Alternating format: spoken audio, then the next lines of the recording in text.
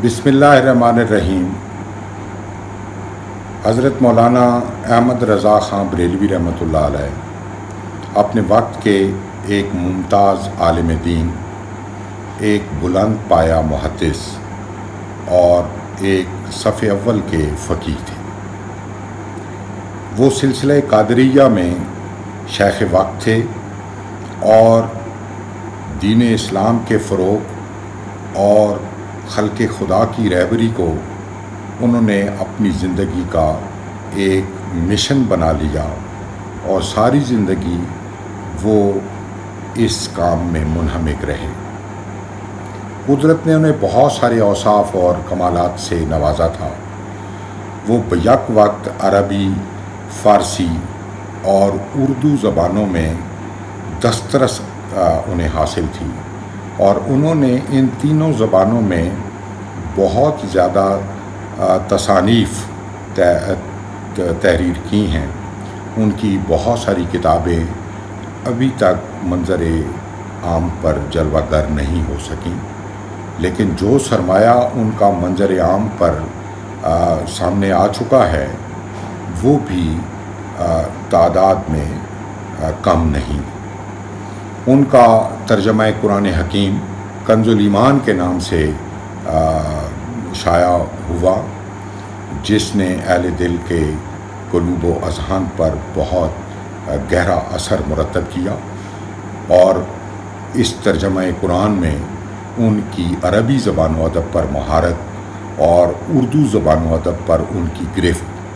वो ज़ाहिर होती है। उन्होंने कई फ़िक़ही रसाइल लिखे और बहुत सारे दीनी मामलात पर उनकी बसीरत अफरोज़ किताबों का अहले इल्म ने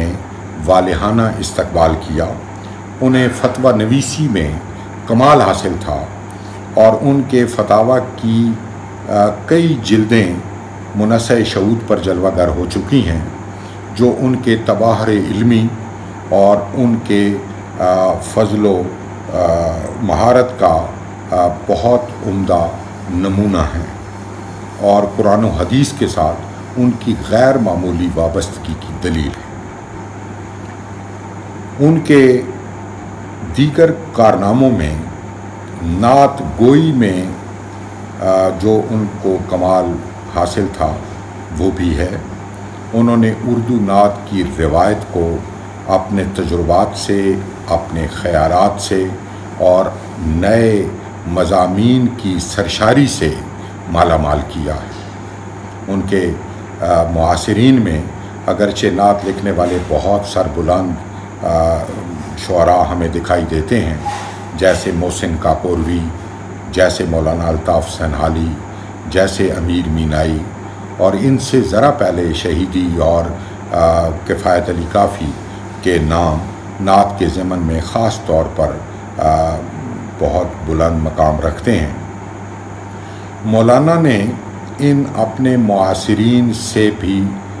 हटकर नात को नए मौज़ूआत से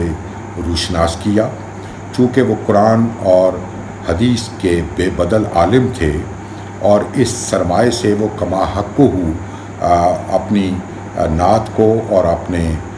दीगर तसनीफ़ी सरमाए को वो मुनशाब और मुस्तनीर करते रहे। उनकी नातें कुरान व हदीस की रोशनी से जगमगाती हैं। वो ख़ुद ही एक जगह फरमाते हैं, शायरी में उन्होंने इजहार किया है कि मैंने नात गोई कुरान से सीखी है। और फिर नात के मुतालिक उनका ये इरशाद भी आम तौर पर मिल जाता है कि वो फरमाते हैं कि लोग नात गोई को कार आसान समझते हैं, हालांकि ये हद दर्जा मुश्किल फ़न है और तलवार की धार पर चलने के मुतरादिफ है, क्योंकि ज़रा सी गलती कुफ्र में ले जाती है। तो मौलाना ख़ुद अपने इस तसव्वुर नात पर हमेशा कारबंद रहे और उन्होंने जज्ब व शौक़ की और इरादत व अक़ीदत की नहायत उम्दा कैफ़ियतों को अपनी नात के कालब में ढाला है। ज़बान व बयान पर उन्हें गैर मामूली कुदरत हासिल थी। उन्होंने रोज़मर्रे और मुहावरे की चाशनी को اپنی نعت میں صرف کیا۔ انہیں قدرت نے جتنی شعری صلاحیتیں عطا کی تھیں وہ اسی صنف کے رنگ و روپ کو چمکانے میں صرف ہوئیں۔ ان کے ہاں بعض ایسی صنعتیں ہمیں دکھائی دیتی ہیں جن کا قواعد کی کتابوں میں بھی کہیں ذکر نہیں ہے۔ انہوں نے نہایت ان کا جو موضوعاتی دائرہ ہے وہ بہت وسیع و عریض ہے۔ انہوں نے استمداد کے رنگ کو بھی اپنی نعت کا حصہ بنایا۔ انہوں نے حضور علیہ الصلوۃ والسلام کے شمائل اور معجزات سے بھی بہت زیادہ اپنی نعتوں کو روشن کیا ہے۔ سیرت رسول جیسے ان کے سامنے کھلی ہوئی کتاب کی طرح تھی، اور اس میں سے وہ اپنی پسند کے عنوانات شعر کے قالب میں ڈھالتے رہے ہیں۔ اور اس خوبصورتی اور قدرت کے ساتھ کہ شعر میں کہیں بھی آمد کے بجائے آورد کا یا بے تکلفی کی بجائے تکلف کا شائبہ نہیں ہوتا، تو معاصرین میں بھی انہیں وہ امتیاز اور تفوق حاصل ہوا اور انہیں امام نعت گویاں کہا گیا، اور ان کے شعری کمالات کا اعتراف ان کے معاصرین نے بھی کیا اور بعد کے بڑے بڑے شعراء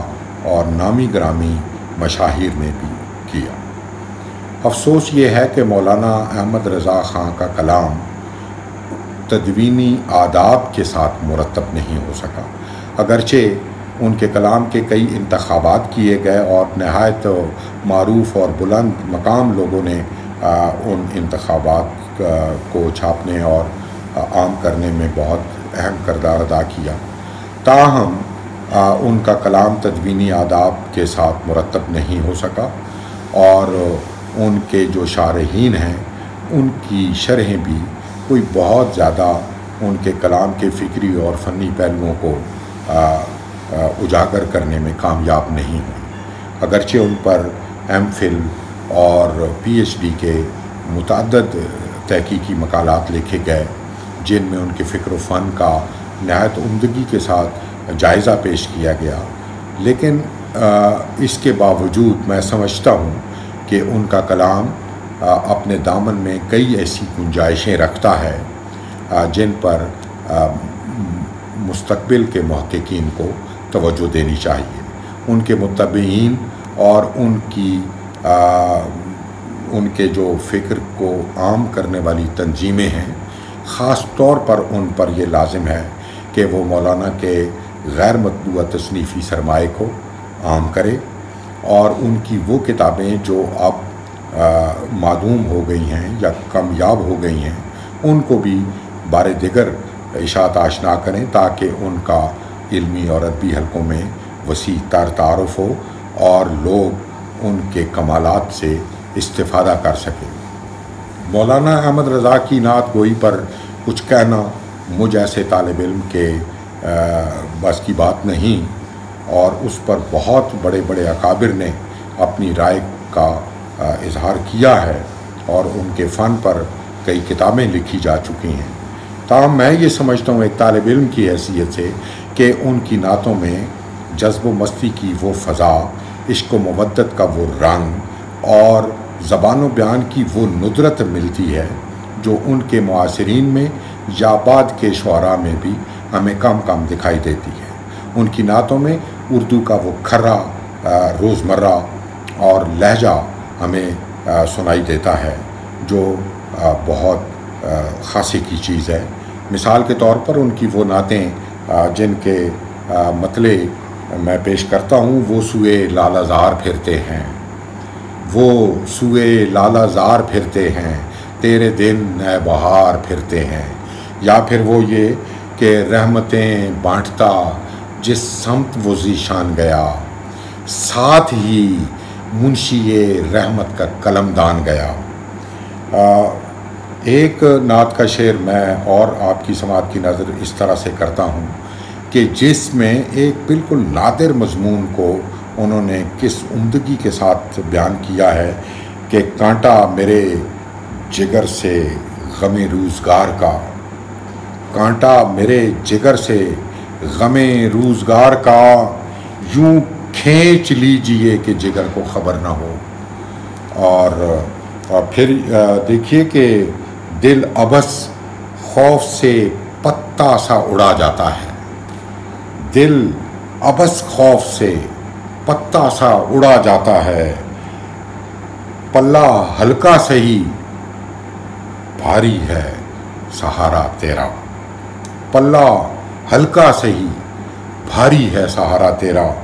اور پھر فرش والے تیری شوکت کا علوف کیا جانے، خسروا عرش پہ اڑتا ہے پھریرا تیرا، اور میں تو مالک ہی کہوں گا کہ ہو مالک کے حبیب، یعنی محبوب و محب میں نہیں میرا تیرا۔ انہوں نے بعض بہت سخت زمینوں میں یعنی مشکل ردیف و قوافی کے ساتھ نہایت عمدہ اور مرصع کلام کہا ہے، جو ان کے قدرت کلام کی دلیل ہے۔ انہوں نے غالب کی بعض ایسی زمینوں میں بھی نعت کے اشعار کہے ہیں جن میں غزل کہنا بھی خاصا دشوار تھا، لیکن انہوں نے نعت سے اسے پر نور کر کے اور بے تکلفی کا ایک جادو اس میں جگا دیا ہے۔ میں چند شعر ان کی اس طرح کی نعتوں سے پیش کرتا ہوں۔ سر تابک قدم ہے تنے سلطان زمن پھول، سر تابک قدم ہے تنے سلطان زمن پھول، لب پھول دہن پھول زکن پھول بدن پھول۔ پھر دیکھیے کہ کسر دنا کے راز میں عقلیں تو گم ہیں جیسی ہیں، کسر دنا کے راز میں عقلیں تو گم ہیں جیسی ہیں، روح قدس سے پوچھئے تم نے بھی کچھ سنا کہ یوں، اور رخصت قافلہ کا شور غش سے ہمیں ڈرائے کیوں، رخصت قافلہ کا شور غش سے ہمیں اٹھائے کیوں، سوتے ہیں ان کے سائے میں کوئی ہمیں جگائے کیوں۔ اور یہ شعر دیکھیے کہ بلبل نے گل ان کو کہا، قمری نے سروے گل کہا، بلبل نے گل ان کو کہا، قمری نے سروے گل کہا، حیرت نے جھنجھلا کر کہا یہ بھی نہیں وہ بھی نہیں۔ اور پھر شعر دیکھیے کہ یہ شمس و قمر، یہ شام و سحر، یہ برگ و شجر، یہ باغ و ثمر، یہ تیغ و سپر، یہ تاج و قمر، یہ حکم رواں تمہارے لیے۔ ان اشعار سے ہمیں یہ معلوم ہو جاتا ہے کہ یہ کسی عام شاعر کا کلام نہیں ہے، یہ قدرت کلام کا ثمرہ ہے، یہ جذب و عقیدت کی اس فضا میں گندے ہوئے شعر ہیں جو مولانا احمد رضا کے عشق کی ترجمانی کرتے ہیں۔ اردو نعت میں مولانا احمد رضا کا نام ہمیشہ ایک سرخیل کے طور پر، ایک امیر قافلہ کے طور پر، ایک کاروان نعت کے حودی خان کے طور پر لیا جاتا رہے گا، اور ان کی نعت کے مختلف پہلو ہمیشہ ہمارے ادبیات کا روشن باب رہیں گے۔ بہت شکریہ۔